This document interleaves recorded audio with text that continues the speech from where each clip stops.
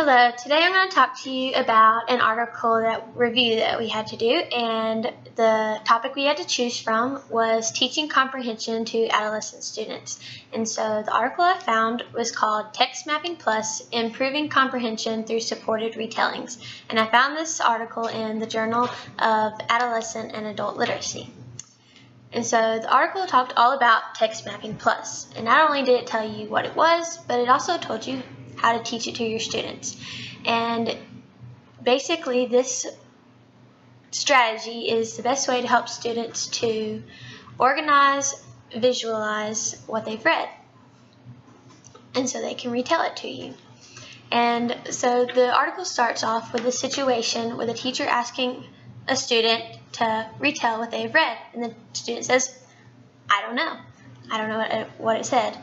And so this makes the teacher wonder, do they really not remember what they read, or are they just not comprehending so they can retell it to you? And so that brings to the strategy Text Mapping Plus. This strategy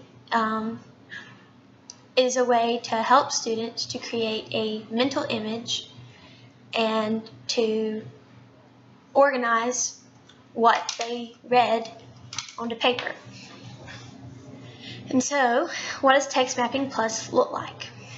It starts with like a regular graphic organizer. It has a box in the middle with boxes around it to connect to it. And that's just a standard template. You can really change this to go with whatever type of literature you're reading. And what it does in each box is for the students to draw a visual image of an important detail from the story or from a passage that they've read. And once you have a visual in each box, you can add words then to go with each visual. And so it is important for the students to put this in sequencing order, and so that they organize the information that they're taking in as they read. And really, you can let the students be creative with this, make it really their own. And so that's what a Text Mapping Plus looks like. So now let's say, how do you teach that?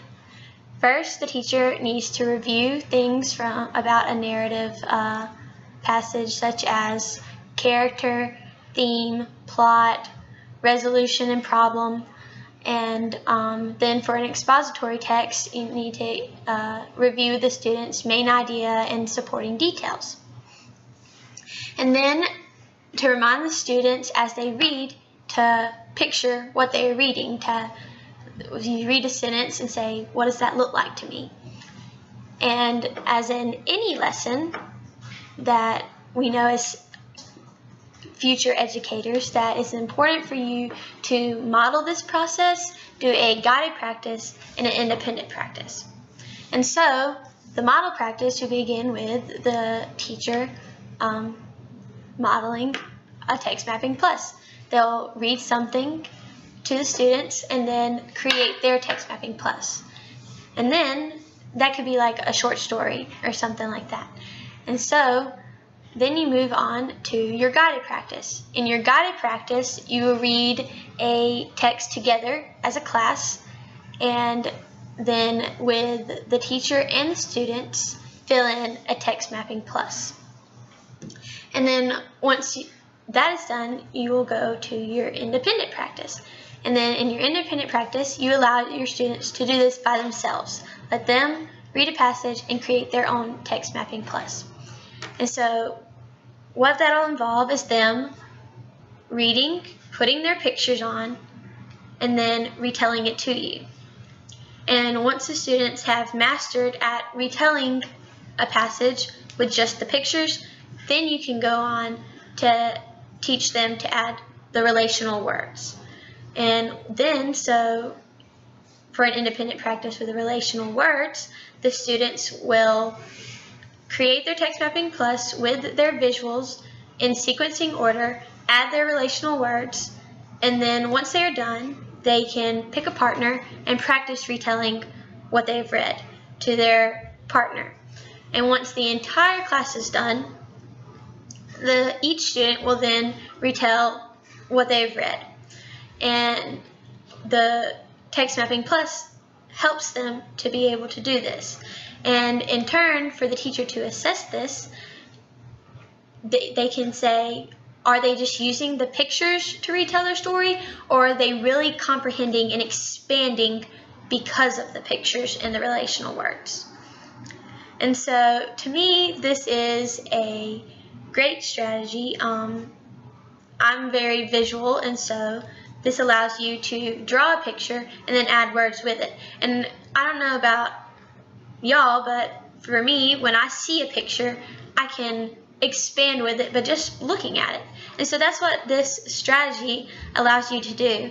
And the article ends with this situation being in an actual classroom by actually one of the teachers. And she used this strategy throughout the year, and at the end of the year, when the students had to take their 8th grade test, 88% of them scored proficient or higher than they had the year before by using this strategy. And the 18% that did score below that level in their 8th grade year didn't score in the lowest category at all in their 9th grade year. So even though it didn't necessarily help their scores in their 8th grade year, it helped come their 9th grade year.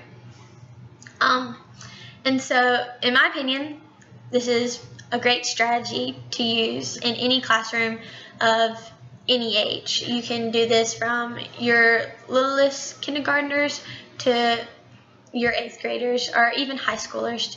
And I just believe that if a student can visually see something and retell you it, then they're comprehending it. And so I hope you go and read this article, because it was very educational, and so not only telling you about something, but it also instructed you on how to apply it into your classroom. And so that's it.